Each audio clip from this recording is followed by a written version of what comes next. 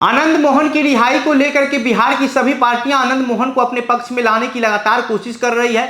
कोई खुला ऑफर आनंद मोहन को दे रहा है कि आनंद मोहन के लिए दरवाजा खुला हुआ है। किसी को लग रहा है कि हम आनंद मोहन को रिहा करवाए हैं तो आनंद मोहन हमारे साथ ही हमारे पार्टी में ही रहेंगे। वहीं जी कृष्णैया की जो पत्नी है उमा कृष्णैया, वह इस आनंद मोहन की रिहाई को लेकर के जो है वह काफी सदमे में है और साथ ही साथ बिहार के ब्यूरोक्रेसी में भी है जो है इसको लेकर के खलबली सी मची हुई है। और आईएएस एसोसिएशन जो है और साथ ही साथ पूर्व आईएएस जो है अमिताभ दास, वो लोग जो है अब इसका विरोध को जो खुल करके करना शुरू कर दिए हैं। पूर्व आईपीएस अमिताभ दास कहते हैं कि हम जो है आनंद मोहन की रिहाई को लेकर के जो है वो सरकार के खिलाफ पटना हाईकोर्ट में जनहित याचिका दायर करेंगे। अमिताभ दास कहते हैं कि हम तो ये चाह रहे थे कि जी कृष्णैया की जो पत्नी है उमा कृष्णैया वही याचिका दायर करे, लेकिन हमने कुछ दोस्तों के जरिए जो है उनसे बात किया, उनसे मिला, उसके बाद जो है ये ऐसा लगा कि वो जो है अभी इस स्थिति में नहीं है और इसी वजह से जो है अमिताभ दास खुद जो है वो पटना हाईकोर्ट में एक जनहित याचिका दायर करने वाले हैं। आप समझिए कि किस तरीके से जो है वो आनंद मोहन की रिहाई को लेकर के जो है वो पिछले 2 दिनों से बिहार की राजनीति हो रही है और अब आईएएस एसोसिएशन भी जो है वह आनंद मोहन की रिहाई को लेकर के जो है वह विरोध जताना शुरू कर दिया है। आज के इस वीडियो में हम इन चीज़ों को लेकर के विस्तार से चर्चा करेंगे, लेकिन उससे पहले नमस्कार, मेरा नाम घनश्याम सिंह है और आप द बिहार प्रोजेक्ट देख रहे हैं।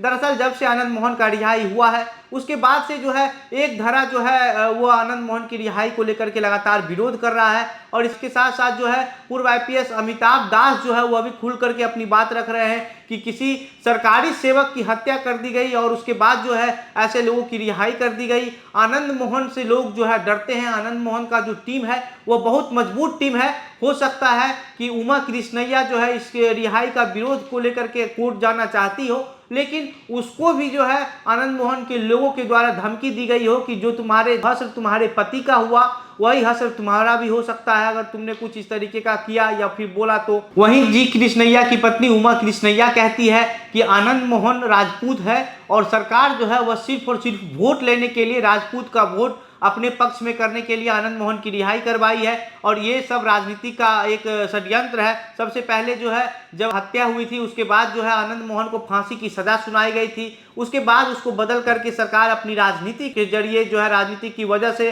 उसको फांसी में तब्दील करवा दी। और अब जो है जी कृष्णैया की पत्नी उमा कृष्णैया कहती है कि जब आनंद मोहन ने जो है इस तरीके का घटना को अंजाम दिया था उसके बाद जो है अपराधी को आनंद मोहन को फांसी की सजा सुनाई गई थी, लेकिन सरकार अपनी राजनीति के वजह से जो है वह उसको उम्र कैद में तब्दील करवा दिया और उम्र कैद के बाद जो है अब नियम बदल करके जेल से रिहाई कर दिया है। ये अपने आप में शर्मनाक है। ये सब वोट की राजनीति है और राजपूत वोटों को अपने पक्ष में लाने के लिए, राजपूत जाति का जो वोट है वो लेने के लिए सरकार इस तरीके का काम की है, लेकिन ऐसा नहीं करना चाहिए। और इसके साथ साथ उमा कृष्णैया कहती है कि वह काफ़ी सदमे में है, वह काफ़ी परेशान है, वह कुछ नहीं कर पा रही है, सोच नहीं पा रही है। और अमिताभ दास जो है वह कहते हैं कि किस तरीके से उनकी जो मानसिक स्थिति है उमा कृष्णैया की वो अभी ठीक नहीं चल रही है। उनके अंदर में फिर से वो एक डर जो है वो पैदा हो गया है, उसी समय का डर, जो समय का जो डर था।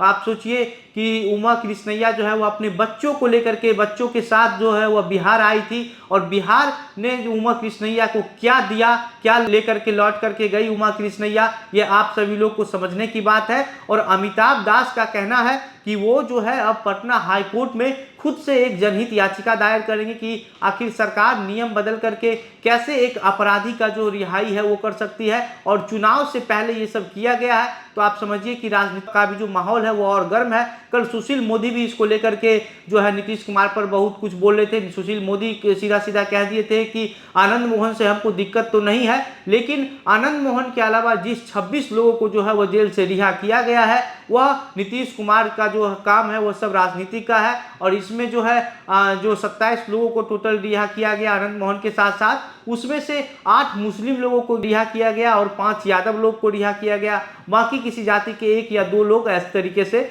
जो लिस्ट है उसमें है। और इसको लेकर के जो है मुस्लिम और यादव की संख्या ज़्यादा हुई तो लोग सोशल मीडिया पर ये भी लिख रहे हैं कि अब माय समीकरण को मजबूत करने के लिए जो है वह अपराधी को भी जेल से रिहा किया जा रहा है और माय समीकरण को देखते हुए ही वही समीकरण के आधार पर अपराधी को जेल से रिहा भी किया गया है। एक और अशोक महतो है। अशोक महतो को लेकर के कुशवाहा कुर्मी समाज के लोग लिखते हैं कि अशोक महतो को रिहा क्यों नहीं किया गया जब इतने लोगों को रिहा किया गया तो नीतीश कुमार जो है उनका कुछ नहीं चल रहा है और तेजस्वी यादव अपनी समीकरण को मजबूत करने के लिए नीतीश कुमार का कुछ नहीं सुन रहे हैं और नीतीश कुमार को प्रधानमंत्री बनने का लोभ है। तेजस्वी यादव उनकी अगुवाई कर रहे हैं प्रधानमंत्री बनाने के लिए। इस वजह से जो है इस तरीके का जातिवादी समीकरण जो है जो चुनाव के समय में किया जाता है वह अपराधी को जेल से रिहा करने के समय में भी किया गया है। बाकी इस पूरे मामले पर आप क्या सोचते हैं, आपकी क्या प्रतिक्रिया है, हमें कमेंट बॉक्स में लिखकर बताइए। वीडियो को शेयर कीजिए। मेरा नाम घनश्याम सिंह है। आप द बिहार पुर्जा को देख रहे थे। बहुत बहुत धन्यवाद।